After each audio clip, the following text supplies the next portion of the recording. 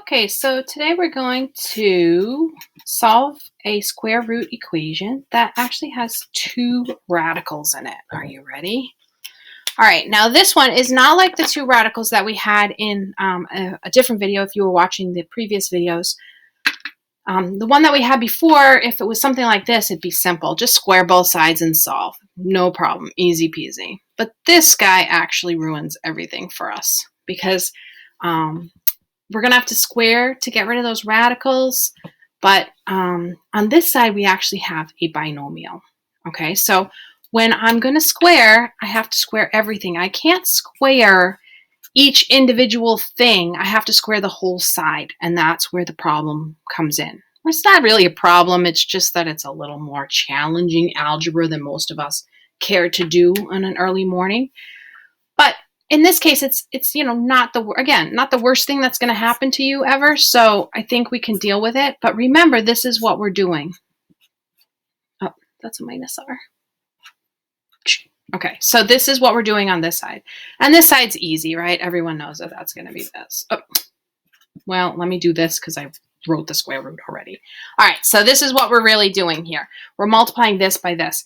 Now I'm thinking about this as like the first and second term of a binomial so that it's easy to multiply together.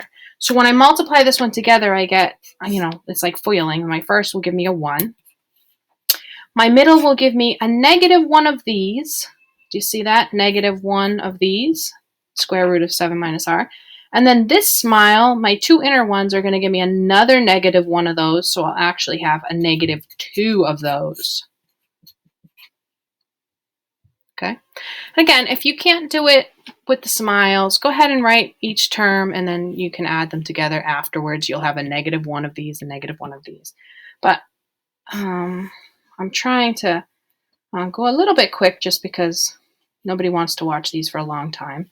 So now when I multiply these two together, the negatives give me a positive, and it's going to be a positive of whatever's under that square root. Okay, and over here, when I square this one, it's easy.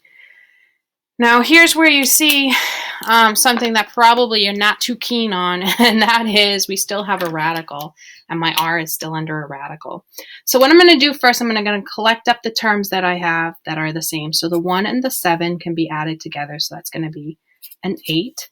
I don't have another r, so I'm just going to do this on this side. And now I'm going to start to move everything away from that radical again, because what I'm going to have to do to get rid of the radical is square, right? So let's go ahead and do that. So I'm going to subtract the 8 and add an r. So subtract an 8 and add an r.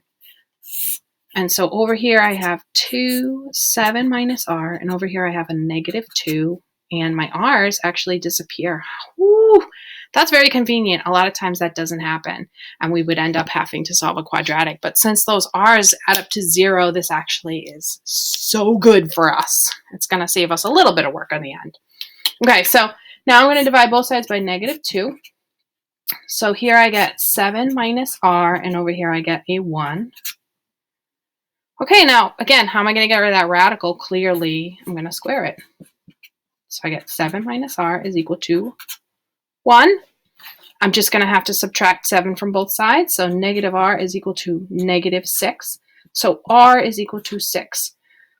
Now again, I get r is equal to 6, but I don't know that that's actually the solution. I got to check it. Okay, so what I'm going to do is I'm going to take my original and write them here because I kind of ran out of room on my paper. So let's go ahead and rewrite the original. It was 1 minus the square root of 7 minus r is equal to the square root of 6 minus r. And what I'm claiming is r is equal to 6. So let's see if that's true. So this one I'm going to do out with the algebra. You can, again, plug it into your calculator. There's different ways you can get this to figure out if this is true or not. But I'm just going to plug it in. So we get 1 minus, we get 7 minus 6. I want to know if that's equal to 6 minus 6. So over here we get the square root of 0. And hopefully everybody knows that's not undefined. Everybody, I don't know, not everybody. A lot of people think that that's not a number. But that's actually a 0. 0 times 0 is 0. So square root of 0 is 0. So if you already knew that, I'm not yelling at you. So this is the square root of 7 minus 6 is a 1. The square root of 1 is 1. 1 minus 1 is equal to 0. So this is good. So this is a solution to our equation. Okay? Pretty good, right? Should we just do one more equation on this one? Yeah, let's go ahead and do it. So let's do one more of these. Let's do, well, let's do this one. It's not actually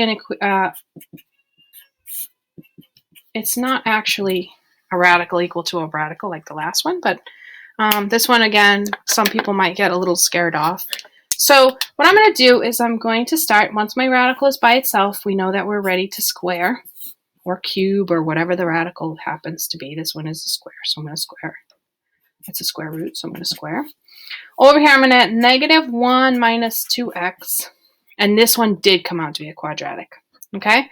So what I'm going to do is I'm going to see if it will factor first. I like to try to factor at least. A lot of times, you know, if you're working with ones from a textbook or whatever, a lot of times they'll give you ones that factor and stuff. So I always like to at least check that first.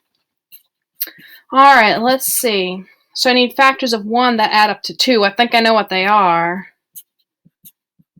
And they have to be pluses. So again, how do you check? This is a 1x, this is a 1x. You have to make sure that those two things add up to this in the middle. It works. So I get x plus 1 is equal to 0, and x plus 1 is equal to 0 using my zero product property. So I get x is equal to negative 1, and x is equal to negative 1. Obviously, we can see those are the same numbers. Now, I just want to check my work because I don't want to get to the end and have found out that it actually isn't negative 1. And I did all that work for nothing. So I'm going to just turn my paper this way just to make a little more space. And so here's my check. So I'm going to put in the negative 1. Negative 1 is equal to, and hopefully everybody's actually already saying, whoop, whoop, whoop, whoop. Error, error, right? Like square root can't equal a negative number. I already know this can't work out. So negative 1 plus 1 will be a 1, but the square root of 1 is not negative 1. That is not true. So a square root can never give you a negative number. So that one is not true. So this one has no solution. So it was a good thing that I checked. These are both no good. It has no solution. So that one's no solution.